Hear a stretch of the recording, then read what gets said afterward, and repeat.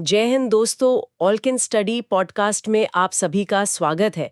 अगर आपने अभी तक हमारे चैनल को सब्सक्राइब नहीं किया है तो जल्दी से कर लीजिए। आज हम बात करने वाले हैं टेक्नोलॉजी और भारत के भविष्य से जुड़ी एक बहुत बड़ी खबर पर। प्रधानमंत्री नरेंद्र मोदी और माइक्रोसॉफ्ट के सीईओ सत्या नडेला के बीच एक मुलाकात हुई। और देखिए, ऐसी मुलाकातों के बाद आमतौर पर कुछ अच्छी बातें होती हैं, सहयोग की बातें होती हैं, लेकिन इस बार जो हुआ वो कुछ अलग ही लेवल का है। हाँ, ये सिर्फ हाथ मिलाने और फोटो खिंचवाने वाली मीटिंग नहीं थी। इसके तुरंत बाद एक ऐसी घोषणा हुई जिसने पूरी इंडस्ट्री में कह सकते हैं कि हलचल मचा दी है। माइक्रोसॉफ्ट भारत में $17.5 बिलियन का निवेश करने जा रहा है। $17.5 बिलियन। यही वो आंकड़ा है जिस पर हमें आज बात करनी है। आज हमारी कोशिश ये समझने की है कि ये भारी भरकम रकम असल में है क्या। ये सिर्फ एक नंबर है या भारत के लिए एक गेम चेंजर, यहाँ के युवाओं, हमारी अर्थव्यवस्था और एआई की दुनिया में सुपर पावर बनने के हमारे सपने के लिए इसके क्या मायने हैं। चलिए इस घोषणा की परतों को खोलते हैं। तो प्रधानमंत्री मोदी और सत्या नडेला की मुलाकात होती है और उसके ठीक बाद सत्या नडेला सोशल मीडिया पर यह ऐलान कर देते हैं। लेकिन जो बात मुझे हैरान कर रही है वो सिर्फ रकम नहीं, बल्कि इस रकम तक पहुंचने की रफ्तार है। हाँ। हमारे स्रोतों के मुताबिक इसी साल जनवरी 2025 के लिए पहले $3 बिलियन के निवेश की बात तय हुई थी और कुछ ही महीनों में 3 बिलियन से सीधे $17.5 बिलियन। लगभग 6 गुना की छलांगे। वही तो। और यही इस खबर का सबसे दिलचस्प पहलू है। देखिए, $17.5 बिलियन की ये रकम इसे एशिया में माइक्रोसॉफ्ट का अब तक का सबसे बड़ा निवेश बनाती है। पूरे एशिया में? पूरे एशिया में। तब माइक्रोसॉफ्ट जैसी कंपनी, जो दुनिया की सबसे बड़ी कंपनियों में से एक है, अपना सबसे बड़ा दांव भारत पर लगाती है, तो ये बाजार को एक बहुत साफ संकेत देता है। ये दिखाता है कि पिछले कुछ महीनों में भारत की क्षमताओं और यहाँ के बाजार की संभावनाओं में माइक्रोसॉफ्ट का भरोसा कई गुना बढ़ गया है। संकेत तो ठीक है, लेकिन क्या ये सिर्फ एक अच्छा, जिसे कहते हैं, पीआर मूव हो सकता है? इतनी बड़ी रकम का ऐलान करके दुनिया का ध्यान खींचना? आखिर कोई कंपनी इतना बड़ा दांव क्यों लगाएगी, वो भी इतनी जल्दी? ये एक बहुत जरूरी सवाल है। देखिए, पीआर तो इसका एक हिस्सा जरूर है, इसमें कोई शक नहीं, लेकिन इतनी बड़ी रकम सिर्फ हेडलाइन बनाने के लिए नहीं लगाई जाती।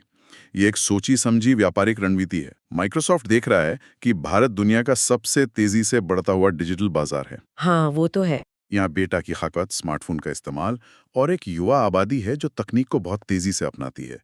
तो माइक्रोसॉफ्ट इस दौड़ में पीछे नहीं रहना चाहता। ये जो 3 से $17.5 बिलियन का उछाल है ना, ये दिखाता है कि उन्हें अंदाजा हो गया है कि भारत में एआई की लहर जितनी तेजी से आने वाली है, उसके लिए $3 बिलियन की तैयारी काफी नहीं होगी। ठीक है, तो ये सिर्फ एक निवेश नहीं, बल्कि भविष्य के बाजार पर कब्जा करने की एक होड़ है। तो फिर सवाल ये उठता है कि ये $17.5 बिलियन आखिर जाएगा कहाँ?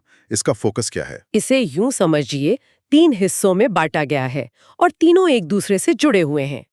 पहला और सबसे बुनियादी हिस्सा है एआई इंफ्रास्ट्रक्चर का निर्माण। इंफ्रास्ट्रक्चर मतलब एआई की क्रांति के लिए एक सुपर हाईवे बनाया जा रहा है। इसमें भारत में नए अत्याधुनिक डेटा सेंटर्स बनाना, क्लाउड प्लेटफॉर्म को मजबूत करना और ऐसे शक्तिशाली सर्वर्स लगाना शामिल है जो एआई के जटिल से जटिल काम को भी आसानी से संभाल सकें। यानी वो बुनियाद तैयार करना जिस पर भविष्य की एआई की इमारतें खड़ी होंगी। लेकिन सिर्फ इमारतें बनाने से तो काम नहीं चलेगा, उनमें काम करने वाले लोग भी तो चाहिए होंगे। आप बिल्कुल सही जगह पहुंचिए। दूसरा हिस्सा और शायद सबसे महत्वपूर्ण यही है, स्किल डेवलपमेंट, यानी लोगों का कौशल विकास। अच्छा। और लक्ष्य बहुत बड़ा है। 2030 तक भारत में 1 करोड़ लोगों को एआई स्किल सिखाना। 1 मिनट, 1 करोड़? जी, 1 करोड़। और ये सिर्फ बड़े शहरों के कंप्यूटर इंजीनियरों के लिए नहीं है। इसमें छात्रों, छोटे शहरों के पेशेवरों और उद्यमियों को एआई और क्लाउड टेक्नोलॉजी की ट्रेनिंग दी जाएगी, ताकि वे इन नए औजारों का इस्तेमाल अपने अपने काम में कर सके। बिल्कुल। लेकिन 1 करोड़, ये आंकड़ा सुनने में बहुत प्रभावशाली है, पर क्या ये हकीकत में मुमकिन है? हमारे देश में इतने क्वालिटी ट्रेनर कहाँ से आएंगे? कहीं ऐसा तो नहीं होगा कि हम बस ऑनलाइन कोर्स के सर्टिफिकेट बांट कर रह जाएंगे और असली स्किल किसी के पास नहीं होगी? ये तो एक बहुत बड़ी चुनौती लगती है। चुनौती तो है और बहुत बड़ी है, इसमें कोई दो राय नहीं। लेकिन यहाँ पर जो बात फैसिनेट करती है वो है इसका समावेशी मॉडल। समावेशी? हाँ, ये सिर्फ दिल्ली, मुंबई, बैंगलोर तक सीमित नहीं रहेगा। जोर टियर 2, टियर 3 शहरों और महिलाओं पर है। अब सोचिए, अगर छोटे शहरों और अलग-अलग बैकग्राउंड के लोगों को ये कौशल मिलता है, तो इनोवेशन जमीनी स्तर से शुरू होगा। हम शायद ऐसे समाधान देखेंगे जो बड़े शहरी केंद्रों में बैठे लोग सोच भी नहीं सकते। जैसे कि कोई उदाहरण? कल्पना कीजिए, कोई सहारनपुर में बैठा युवा एआई का इस्तेमाल करके गन्ने की फसल के लिए एक नया पूर्वानुमान सिस्टम बना दे, या कोई कोयंबटूर की महिला उद्यमी टेक्सटाइल डिजाइन के लिए एक एआई टूल बना दे। लक्ष्य सिर्फ 1 करोड़ लोगों को ट्रेनिंग देना नहीं, बल्कि 1 करोड़ नए इनोवेटर्स तैयार करना है। ये एक दिलचस्प नजरिया है। तो इंफ्रास्ट्रक्चर की नींव रखी जा रही है और लोगों को ट्रेनिंग दी जा रही है, लेकिन इस सब का डेटा कहाँ रहेगा? आज के दौर में तो डेटा ही सब कुछ है। क्या इस निवेश में डेटा सुरक्षा के बारे में भी कुछ सोचा गया है? ये तीसरा और बेहद जरूरी फोकस क्षेत्र है, डिजिटल क्षमताएं। इसका सीधा मतलब है भारत की डेटा सुरक्षा और तकनीकी स्वायत्ता को मजबूत करना। आज के डिजिटल युग में ये बहुत जरूरी है कि किसी देश का संवेदनशील डेटा उसी की सीमाओं के अंदर सुरक्षित रहे। ये निवेश उस दिशा में भी एक बड़ा कदम है। ठीक है, तो इंफ्रास्ट्रक्चर बन रहा है, लोग प्रशिक्षित हो रहे हैं, डेटा सुरक्षित हो रहा है। यहां से बात सच में दिलचस्प हो जाती है। इन सब का असल असर क्या होगा? भारत को इससे क्या लाभ मिलेगा? स्रोत के अनुसार इसके कई बड़े और सीधे प्रभाव होंगे। सबसे पहले अर्थव्यवस्था पर। हाँ। अनुमान है कि इस एक निवेश से भारतीय अर्थव्यवस्था में 2 से 3% की वृद्धि हो सकती है। 2 से 3%? जी।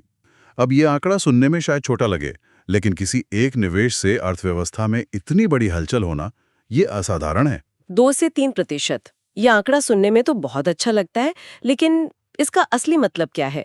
क्या ये सिर्फ कुछ बड़ी कंपनियों की कमाई बढ़ाएगा और उनके शेयर आसमान पर पहुंचाएगा, या इसका असर छोटे व्यवसायों और एक आम आदमी की जेब पर भी पड़ेगा? यही इस पूरी योजना की सफलता का सबसे बड़ा पैमाना होगा। देखिए, 2% की वृद्धि का मतलब है अर्थव्यवस्था में एक बिल्कुल नया सेक्टर खड़ा हो जाना। लेकिन चुनौती यह है कि ये ग्रोथ समावेशी हो।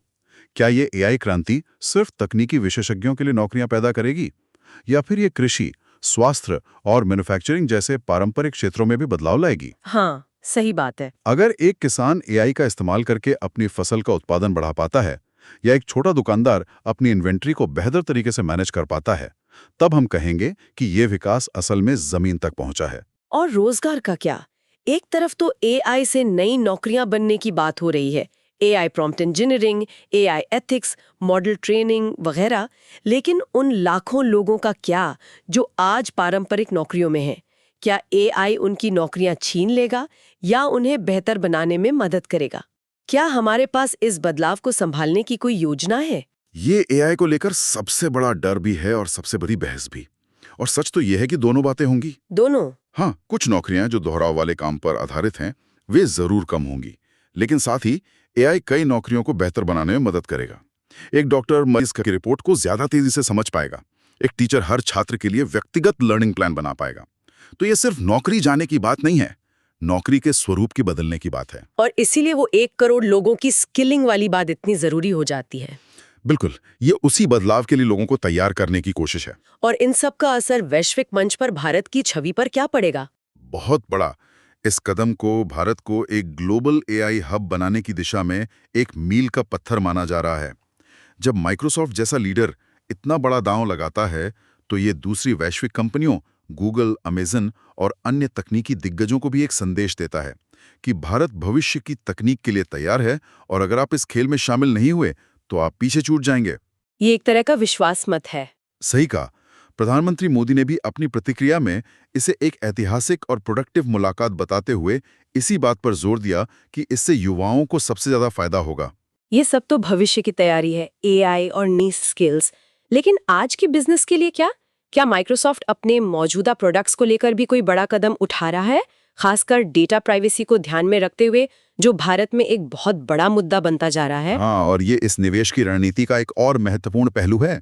माइक्रोसॉफ्ट 2025 के अंत तक भारत में माइक्रोसॉफ्ट 365 लॉन्च करने की योजना बना रहा है। अच्छा। इसकी सबसे खास बात यह है कि यह सुनिश्चित करेगा कि भारतीय यूजर्स का डेटा भारत में ही प्रोसेस और स्टोर हो। इसे डेटा लोकलाइजेशन कहते हैं। ताकि हमारा डेटा हमारे ही देश में रहे। बिल्कुल। इससे डेटा सुरक्षा और सरकारी नियमों का अनुपालन दोनों मजबूत होंगे। इसका सबसे ज्यादा इस्तेमाल सरकारी विभागों, बैंकिंग, वित्त, बीमा और हेल्थ केयर जैसे संवेदनशील क्षेत्रों में होगा। तो ये सिर्फ एआई की क्षमता को बढ़ाना नहीं है, बल्कि उसे सुरक्षित और नियमों के दायरे में रहकर करना भी है। ये दिखाता है कि भारत अब सिर्फ एक बाजार नहीं, बल्कि एक ऐसा देश है जिसके अपने नियम और अपनी प्राथमिकताएं हैं। बिल्कुल। और ये निवेश भारत सरकार की अपनी एआई योजनाओं के साथ भी पूरी तरह से मेल खाता है। ऐसा नहीं है कि माइक्रोसॉफ्ट एक खाली मैदान में आकर कुछ बना रहा है। भारत ने पहले से ही एक इकोसिस्टम तैयार करना शुरू कर दिया था। जैसे कि इंडिया एआई मिशन 2024। हाँ, इंडिया एआई मिशन 2024, जिसका लक्ष्य कृषि, स्वास्थ्य और शिक्षा जैसे महत्वपूर्ण क्षेत्रों में एआई समाधान लागू करना है। और वो एआई फॉर ऑल पहल भी है, जिसके बारे में हमने पहले सुना है। सही। एआई फॉर ऑल पहल जो आम नागरिकों को एआई की जानकारी देने के लिए बनाई गई है। और फिर है एरावत, भारत का अपना एआई समर्पित सुपर कंप्यूटर। एरावत जी, जो बड़े पैमाने पर एआई रिसर्च के लिए बनाया गया है। ये सब दिखाता है कि भारत ने पहले से ही इस निवेश को अपनाने और उसका अधिकतम लाभ उठाने के लिए मजबूत नींव तैयार कर रखी थी। तो मतलब ये एक दूसरे के फायदे का सौदा है।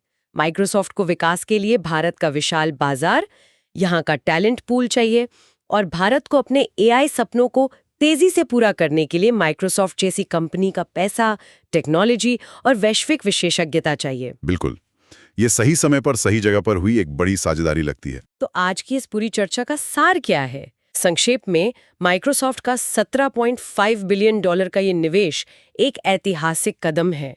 इसका लक्ष्य सिर्फ पैसा लगाना नहीं, बल्कि भारत में एआई का पूरा इकोसिस्टम तैयार करना है, जिसमें 1 करोड़ लोगों को कुशल बनाना, अर्थव्यवस्था को ग्रोथ देना और भारत को एआई इनोवेशन का एक वैश्विक केंद्र बनाना शामिल है। ये सिर्फ पैसे का निवेश नहीं है, बल्कि भारत के तकनीकी भविष्य और यहाँ के लोगों की क्षमता में एक बहुत बड़ा विश्वास है। लेकिन अब असली सवाल ये उठता है कि इसका कार्यान्वयन कैसे होगा। कागज पर योजनाएं बहुत अच्छी लगती हैं, लेकिन चुनौती हमेशा उन्हें जमीन पर उतारने में होती है। सही बात है। ये कैसे सुनिश्चित किया जाएगा कि इसका लाभ समाज के हर वर्ग तक पहुंचे और ये सिर्फ कुछ बड़े शहरों तक सिमट कर न रह जाए। और यहाँ एक विचार है जिस पर सोचा जा सकता है। अभी हम इंफ्रास्ट्रक्चर बनाने और स्किल सिखाने की बात कर रहे हैं, लेकिन जब करोड़ों भारतीय असल में एआई में प्रशिक्षित हो जाएंगे, जब ये तकनीक सचमुच लोकतांत्रिक हो जाएगी, तब क्या होगा? तब भारत से ऐसे कौन से नए और अप्रत्याशित इनोवेशन निकलेंगे जिनकी हम आज कल्पना भी नहीं कर सकते? जब इतनी शक्तिशाली तकनीक 1 अरब से अधिक लोगों के हाथों में आती है, तो इतिहास गवाह है कि नतीजे हमेशा चौंकाने वाले होते हैं। ये सोचने वाली बात है। ऐसे ही जानकारी के लिए सब्सक्राइब कीजिए ऑल कैन स्टडी को। Thank you. चलिए नेक्स्ट वीडियो पर मिलते हैं।